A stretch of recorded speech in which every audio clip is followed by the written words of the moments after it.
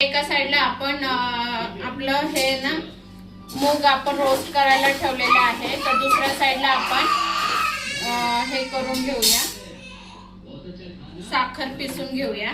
तर ह्या ठिकाणी 1 वाटी इतकं घेतलेलं आहे, आपल्याला जितकं गोड पाहिजे त्या हिशोबाने घ्या। तर या ठिकाणी मी 1 वाटी इतकं साखर घेतलेलं आहे आणि आता ह्या ठिकाणी बघू शकता ह्याचा मुगाचा कलर थोडासा ब्राउनिश झालेला आहे। आता आपण हे थंड करून घेऊ आणि मग मिक्सरला पिसून ह्याची पावडर करून घेऊया। जसं आपण बेसनचा लाडू करतो तसाच बनवूया। तुम्हाला जर पाहिजे असेल तर तुम्ही ह्याच्यामध्ये थोडे ड्राय फ्रुट्स टाकू शकतात। तर ह्या ठिकाणी मी काजू बदाम घेतलेले आहे ड्राय फ्रुट्स मध्ये, तर हे मी थोडे रोस्ट करून ह्याची पावडर करून घेणार। तुम्हाला पाहिजे तर तुम्ही चॉप करून पण टाकू शकता। या ठिकाणी आपण पुन्हा पॅन तापायला ठेवलेला आहे आणि 2 चमचे इतकं आपण तूप टाकणार ह्याच्यामध्ये, घरगुती तूप आहे हे।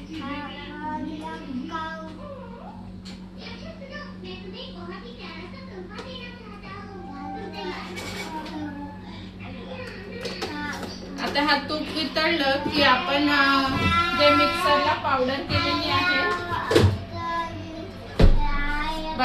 ह्या ठिकाणी आपलं जे आपण हे केलेलं आहे पावडर ते एका मी भांड्यात काढून घेत आहे आणि एकदम पण थंड करायचं नाही, कोमट इतकं आपण जसं आपण लाडू कसं करतो तसंच आपण हे मळून हे करून घेणार आहे। साखर टाकून गोळे करून घेणार लाडूचे।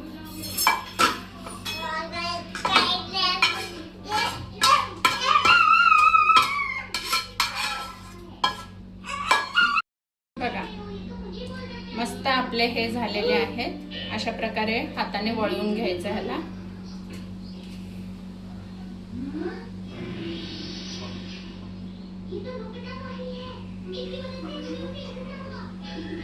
क्रेविंग्स येते ना जेवल्यानंतर खाण्याची, नाही तर कधी ना कधी तरी गोड पाहिजे असं वाटतं ना खाऊशी, तर हे हेल्दी आणि हेल्दी लाडू बनवून बघा नक्की। ठिकाणी आपला लाडू हा तयार झालेला आहे, बघू शकता सॉफ्टनेस आहे आणि टेस्टला पण भारी झालेला आहे। हा लागतो, नक्की ट्राय करा। जर तुम्हाला माझे व्हिडिओ आवडले असेल तर लाईक शेअर सबस्क्राईब करायला विसरू नका, जेणेकरून माझे नवीन नवीन व्हिडिओज तुमच्यापर्यंत येत राहील। थँक्यू वॉचिंग माय व्हिडिओज।